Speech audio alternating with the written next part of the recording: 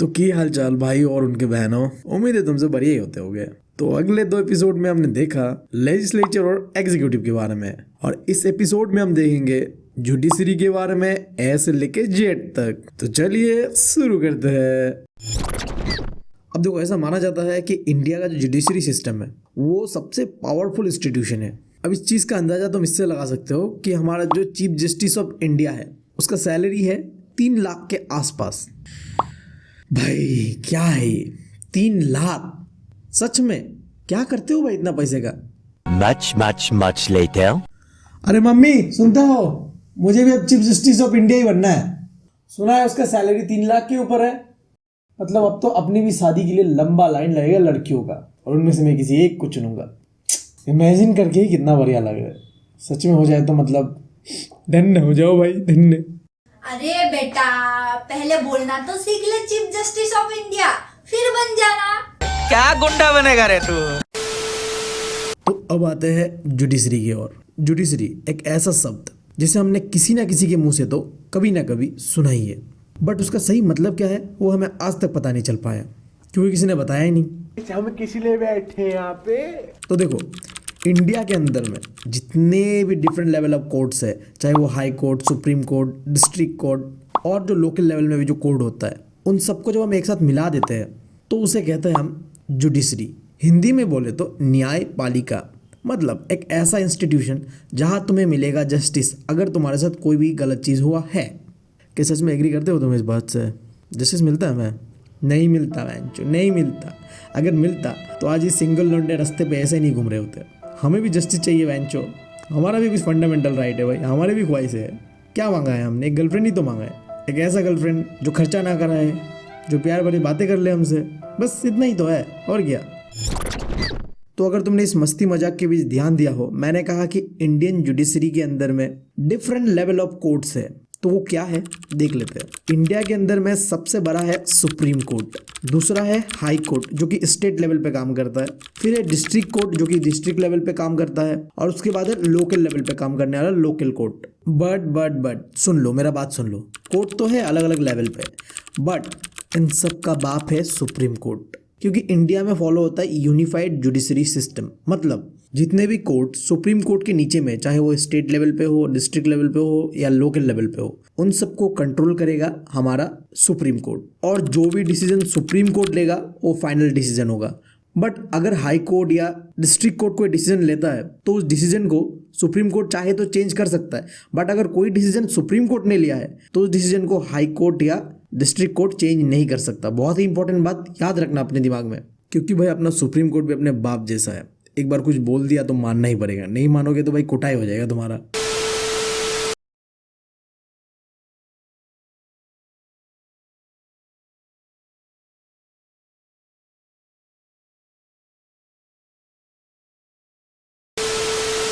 तो भाई एक सवाल उठता है, अब कोर्ट्स के अंदर में डिसीजन कौन लेता है? ऑब्वियस सा बात है, जजेस लेते हैं।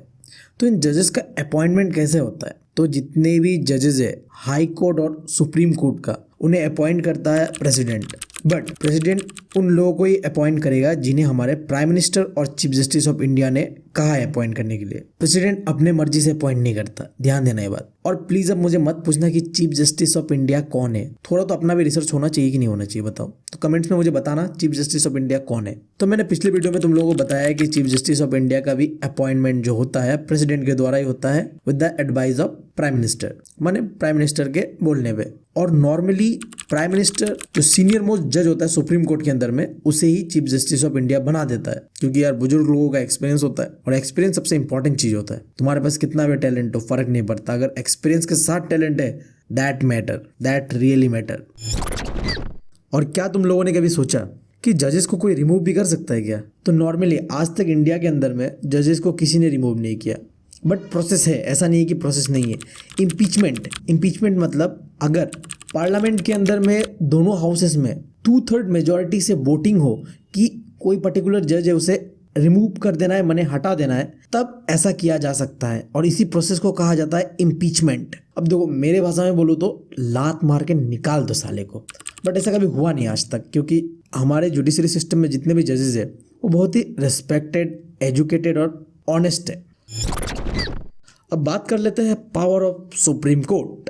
क्या पावर है हमारे सुप्रीम कोर्ट के पास? तो सुप्रीम कोर्ट रिजॉल्व करता है जितने भी डिस्प्यूट माने झगड़ा होता है सिटीजन्स के बीच, मतलब मेरे और तुम्हारे बीच कोई झगड़ा हो गया तो उसे कौन सुलझाएगा भाई? चले जाना कोर्ट पे। और अगर सिटीजन्स और गवर्नमेंट के बीच कभी कोई टक्कर हो गया तो उसे भी सुप्रीम कोर्ट भाई। फिर अगर कोई स्टेट्स के बीच, जैसे कि मान लो बिहार और यूपी के बीच कुछ सीन हो गया तो उसे भी कौन रिजॉल्व करेगा? सुप्रीम कोर्ट भाई, और कौन? बार बार एक ही बात को रिपीट कर रहे हो भी। फिर मान लो यूनियन, मतलब जो हमारे सेंटर पे बैठे हुए मोदी जी है और ममता जी का झगड़ा हो गया तो उसे कौन रिजॉल्व करेगा भाई? सुप्रीम कोर्ट करेगा, ठीक है।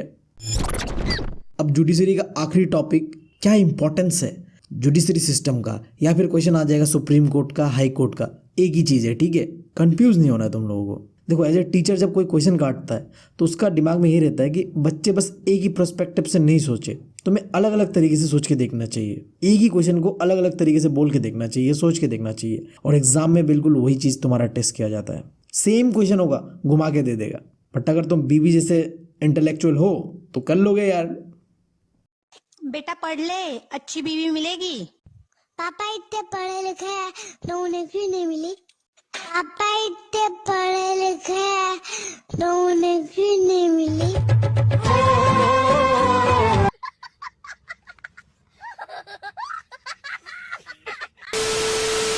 अच्छा तुम लोग मुझे बताना कमेंट्स में, अगर तुम लोग आंसर राइटिंग स्ट्रेटेजी पे कोई वीडियो चाहिए तो बीबी तुम्हारा मदद कर देगा उसमें। एक्सपीरियंस बहुत है बीबी के पास। वैसे भी तुम लोग को फाइनल एग्जाम तो आने वाला होगा तो कमेंट करना अगर चाहिए तो, ठीक है। अब आते हैं मुद्दे पे, क्या इंपॉर्टेंस है हमारे जुडिशरी सिस्टम का या फिर सुप्रीम कोर्ट और हाई कोर्ट का? तो देखो हमारे जुडिशरी सिस्टम के पास पावर है इंटरप्रेट, मतलब समझाने का। किसको? कॉन्स्टिट्यूशन को। ये जो इतना मोटा कॉन्स्टिट्यूशन ऑफ इंडिया है, इसे तुम्हें कोई सबसे सिंपल लैंग्वेज में समझा सकता है तो वो तुम्हें जुडिशरी सिस्टम ही समझा सकता है। मैं या कोई टीचर उतने अच्छे से नहीं समझा पाएगा, क्योंकि यार मेरे दोस्त लोग हैं जिन्होंने LLB किया हुआ है, उन्हें मैं 21 तोपों का सलामी देना चाहूँगा। भाई इतना मोटा मोटा किताब पढ़ना पड़ता है ना जो लॉ पढ़ते हैं। मैं बहुत ही खुशनसीब मानता हूँ अपने आप को कि मैंने वो स्ट्रीम नहीं चुना, वरना यार ज़िंदगी पढ़ते पढ़ते ही निकल जाता। और वेंचो हमें ऐसा करना नहीं है, हमें चाहिए फ्रीडम, आज़ादी, तो मिल रहा है हमें। पढ़ाई लिखाई करके कुछ ना लगा हाथ, चाय वाले से लेके रिचार्ज वाले तक चढ़ा पड़ा है उधार। भाई बेरोजगारी का यूं आलम है, मम्मी नू कहती रहे अरे खाली बैठा है प्याज ही छील दे, पापा नू कहवे खाली बैठा है अरे मेरा कच्चा ही दो दे। अब दूसरा पॉइंट पे आता है कि अगर कोई भी लॉ जो गवर्नमेंट ने बना के दिया है, चाहे वो स्टेट गवर्नमेंट हो या सेंट्रल गवर्नमेंट हो, अगर हमारे जुडिशरी सिस्टम को लगता है कि ये जो लॉ बना है ये कॉन्स्टिट्यूशन के खिलाफ है तो उस लॉ को इनवैलिड कर देगा। इनवैलिड मतलब खत्म, ठीक है, खत्म। और ये जो पावर है ना, इसी पावर को कहते हैं जुडिशियल रिव्यू। बहुत ही इंपॉर्टेंट क्वेश्चन है, एक मार्क का पूछता ही पूछता है। तो जुडिशियल रिव्यू क्या है? एक ऐसा पावर कोर्ट्स के पास है जिससे वो ये डिसाइड कर सकते हैं कि जो लॉ बनाया है गवर्नमेंट ने क्या वो कॉन्स्टिट्यूशन के खिलाफ है। अगर वो कॉन्स्टिट्यूशन के खिलाफ है तो जुडिशरी उसे वहीं पे इनवैलिड कर देगा। और फोर्थ पॉइंट, हमारा जुडिशरी सिस्टम प्रोटेक्ट करता है जो हमारा बेसिक प्रिंसिपल है उससे, कि चाहे कोई भी गवर्नमेंट हो, जो हमारा बेसिक प्रिंसिपल है वो कभी चेंज नहीं होना चाहिए। और ये बेसिक प्रिंसिपल है क्या? फंडामेंटल राइट्स, ठीक है। तुम लोगों को पता है ना फंडामेंटल राइट्स क्या होता है ना? पता ही होगा तुम लोगों को। तो भाइयों यही होता है इस वीडियो का अंत। एक मिनट रुक जाओ, आज कुछ नया करते हैं। तुम लोगों के लिए क्वेश्चन है, इसे सॉल्व करो और 4 पॉइंट इसका मुझे कमेंट बॉक्स पे चाहिए ही चाहिए। अगर तुम लोग सच में मुझे मानते हो ना तो 4 पॉइंट देना, ठीक है। अगर नहीं देना चाहते तो मत देना, बट अगर मानते हो तो 4 पॉइंट देना, मुझे देखना है और इससे तुम लोगों को भी एक दूसरे में हेल्प होगा। तो क्वेश्चन क्या है? क्वेश्चन है कि why judiciary as a highest authority, मतलब क्यों हम मानते हैं कि जुडिशरी जो है वो सबसे बड़ा अथॉरिटी है, या कह लो तुम सबसे बड़ा इंस्टीट्यूशन है। क्या रीजन है उसके? और यार आखिर में भाई के चैनल को सब्सक्राइब कर लेना, तुम्हारे भाई को सपोर्ट का बहुत ही ज़रूरी है। बहुत तकलीफ होती है जब आप योग्य हो और लोग आपकी योग्यता ना पहचाने। कर दो यार, तुम्हारे पैसे थोड़ी ना कट रहे, कर दो।